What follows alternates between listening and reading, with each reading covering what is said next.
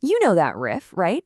Come on, that raw, stomping, three-chord monster. It just sounds like it was born in a garage, but somehow ended up in a stadium. It's it's the sound of a revolution. And it came from a band you think you know, but trust me, their story is way wilder than their biggest hit. So yeah, let's get into it. I mean, the progenitors of punk? That's not a small claim, is it? We're talking about the legendary critic Lester Bangs here. He heard something in their raw, aggressive energy, something that would literally explode into the punk movement years later. He didn't just call them influential, he called them the originators, the godfathers. And that right there, that frames their entire story. See, these guys weren't just some 60s pop band. No way. They were architects of a sound that was going to change rock and roll forever. Oh, yeah, you absolutely know the song. But this story behind the band, that's a whole other level. Because behind that one massive hit, you've got humble beginnings, a total whirlwind of fame, a legendary F-bomb-filled studio meltdown, oh, and a surprising connection to R.E.M., and, get this, UFO research. Yeah, for real. All right, so let's start where everybody starts, right? With the song that basically made them immortal. Okay, check out this ad. England's #1 record. And it wasn't long before it was America's, too. So in July of 1966, Wild Thing just shoots to #1 in the States. And its power was all in its simplicity. You've got that heavy, unforgettable guitar riff, and, let's be honest, some seriously flirty lyrics. It just became an instant garage rock standard. Like it was the song every new band just had to learn how to play. And this is what I love about them. It just perfectly shows their unpolished charm. Because right in the middle of this raw, primitive rock song, you're not getting some blistering guitar solo. Nope. You get, wait for it, an ocarina solo. An ocarina. How weird is that?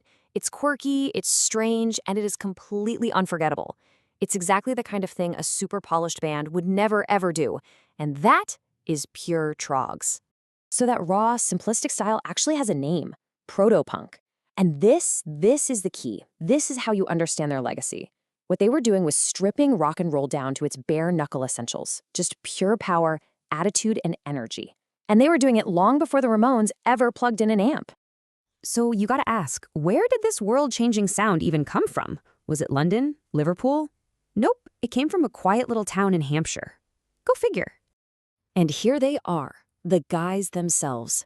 They formed back in 1964 in Andover, England, and at first they were just an R&B band called the Troglodytes. You've got Reg Presley on lead vocals, Chris Britton on guitar, Pete Staples on bass, and Ronnie Bond on drums.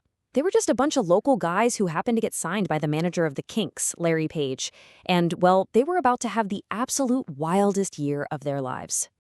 And their rise to fame, it wasn't a slow burn. It was more like a rocket launch, just a total explosion. I mean, just look at this timeline. It's insane. In July of '66 alone, they had the #1 song in America with Wild Thing, and the #1 song back home in the UK with the much sweeter With a Girl Like You, at the same time. Then they followed that up with the pretty suggestive and controversial I Can't Control Myself, and then, of course, the timeless ballad Love Is All Around. For about 18 months, these guys were just completely unstoppable. And to put that in perspective, we're talking huge numbers here. 3 of those singles, Wild Thing, With a Girl Like You, and Love Is All Around, every single one of them sold over 1 million copies. That's 3 gold discs in a super short amount of time. Wow. Okay, but what happens when the chart hits stop coming? You know, for most bands, that's pretty much the end of the story. For the Troggs, oh no, that's where things get really weird. Okay, so this might actually be their second most famous recording. It's known as the Troggs Tapes, and it's basically a bootleg of a studio session where the band just cannot get a song right, and they just dissolved into this symphony of swearing and arguing. It is absolutely hilarious, totally raw, and it's widely believed to be the direct inspiration for that scene in the classic mockumentary This Is Spinal Tap. You know the one. And their influence just kept popping up in the most random places. So on the one hand, in 1991, they collaborated with members of the ultimate cool indie band R.E.M. on a whole album. Then, just 3 years later, their gentle ballad, Love Is All Around, gets covered by Wet, Wet, Wet for the movie 4 Weddings and a Funeral, and it becomes one of the biggest hits of the entire decade. It stayed at #1 in the UK for a staggering 15 weeks. So, what do you think the lead singer, Reg Presley, did with all those massive royalty checks from that cover song? Did he buy a mansion, a fleet of cars? Nope.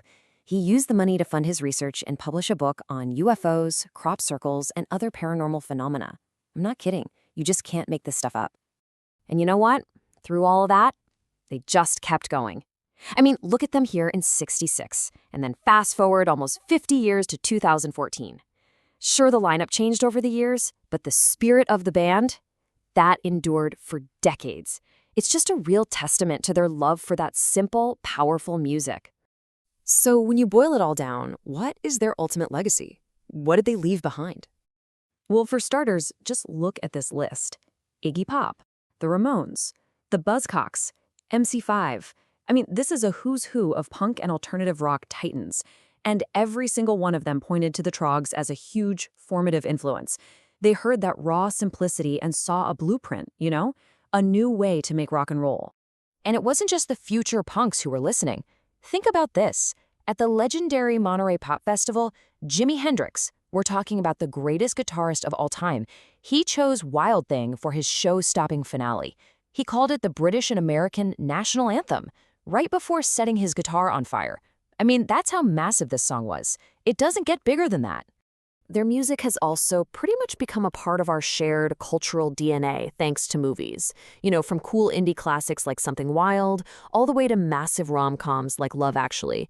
Their songs are used time and time again to set a very specific mood, whether it's rebellion, pure joy, or, just sincere love. So here's the bottom line. The magic of the Troggs wasn't about being fancy or technical.